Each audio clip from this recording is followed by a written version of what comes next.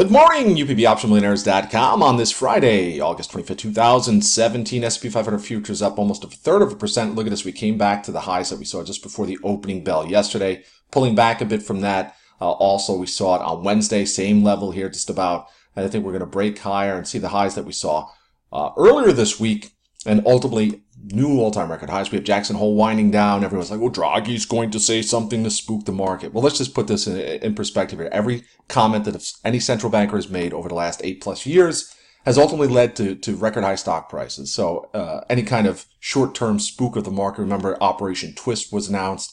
That brought the market down very briefly.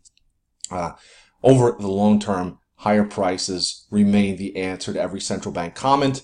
Of course, short term, if you're trading, especially today, Friday options expire here, you want to know where the market's headed short term. Well, I do think that we're going to break above the levels that we saw yesterday and the previous day to break out to Monday's highs. Look at the VIX. Yesterday climbed off its lows that we saw the previous session.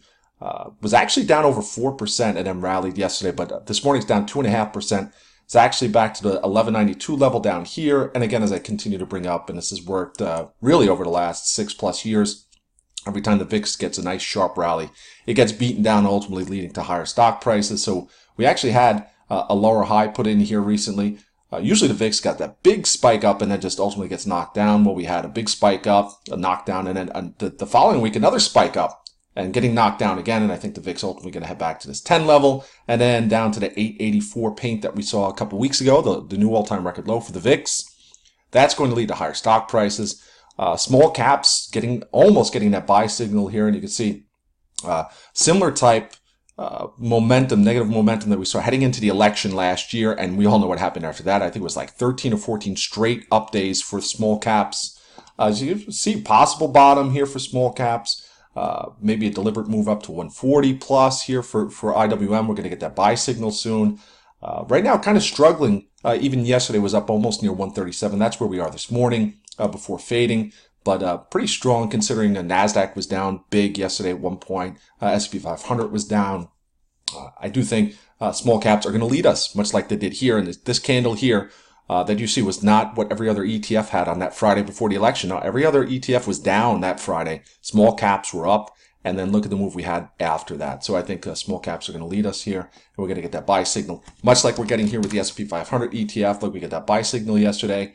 Then we're going to head back up to the 245, 246 over the short to medium term.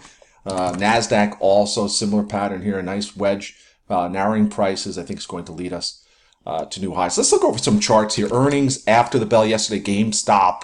If you look at GameStop and you go over the long-term chart, you can see it was mired in this kind of tight range from 2250 to 1250.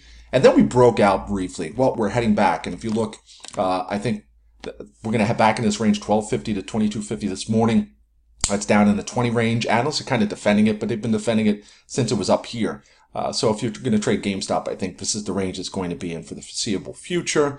CRE was interesting because it broke through long-term trendline support here after reporting earnings earlier this week. And if you look from a long-term, go back, look at this trend line. It has really held. We broke through it once, twice in 2009, 3 times later, and again, rejected. So I think what the market is telling you here is kind of setting up possibly for a move back over 40 over the, I don't know, next 6 to 9 months. A double from here? A double, you say? Well, at least let's get up to that 30 level first like we saw back in the middle of 2016. So CRE is something to watch, a short to medium term trade for a significant upside. W this morning upgraded. The stock was down over 2% yesterday. Actually, it's been chopping around in a fairly tight range, but look at the mornings. Not so good in the morning. Nasty. Collapse. Whacked. Every morning seems to wake up and just roll flat out of bed and hit the floor. Boom! Down over 2% yesterday, recovered. But again, resistance here at about 67.50. We're up over 68 here this morning. We could see a nice little squeeze today. Squeeze! On Wayfair. W up to about the 69 level. How about the Shack? Shack attack. Again, holding long-term trend line support. Look at this. This trend line goes back. Let's go back on that trend line. Let's go back. The trend line goes all the way back to the start of 2016 when the market hit its lows. And Shack has been shack-a-racking around a little bit. You can see we're kind of forming a bottom here, much like we did back in the middle, towards the end of 2016, in the middle of 2017. which I think is going to ultimately lead at least to a test of this trend line, which gets us up to about 38 and change over the next couple months. So Shaq. How about Urban Outfitters this morning? Up higher. We're actually up over the 21.5, 22 level almost on a 20 million share buyback authorized. So we'll look at this 26 level here over the next couple weeks as a possible move, which gets me to those retailers, because I think some of the retailers are going to see a nice move over the next couple weeks. Look at Macy's. Macy's yesterday back up over that 21 level, but could not hold it. This is acting as a ceiling. A ceiling could not break over it, but once we get over that, we're going to chop in this range. See how we chopped in it? Really, from May on, we chop, chop, chop. What that implies is that we're here just under 21, that I think over the next few months, we're going to get up to 24 and change. And some of the retailers were beaten down on the Amazon, getting the Whole Foods, and really Target. I mean, they don't sell that much food.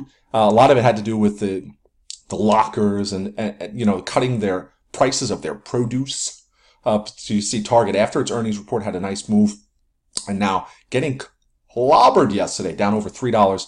A lot of analysts coming out this morning defending a lot of these stocks like Target, Costco. Costco, that was some big candle, huh? Came down almost to the 150 level before we bounced, but I think these are going to get bought over the short to medium term. Costco, how about Kohl's was actually taken down a little bit, and Walmart. I mean, come on, Walmart, really? People are still going to buy their, blue light specials at Walmart, regardless of what happens over at Whole Foods.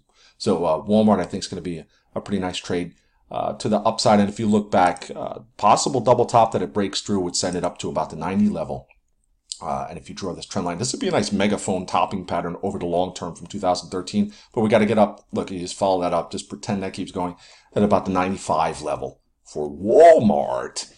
Some other stocks that reported earnings yesterday, Autodesk is down a little bit, even if it gets down. And I think the initial reaction was to the downside. Then it was up over 113. I haven't checked it recently, but it's consolidating here for a move to record highs. We had also AVGO reporting earnings was down to 243. But again, the trend remains higher. Some other earnings reports came out.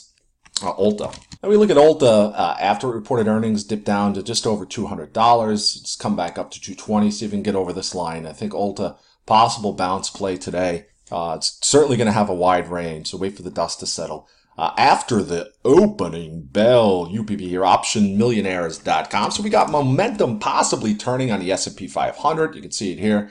We also have small caps ready to turn the corner, possibly. The small caps have been leading the market to the upside since the election, and even the lows back that we saw 2016.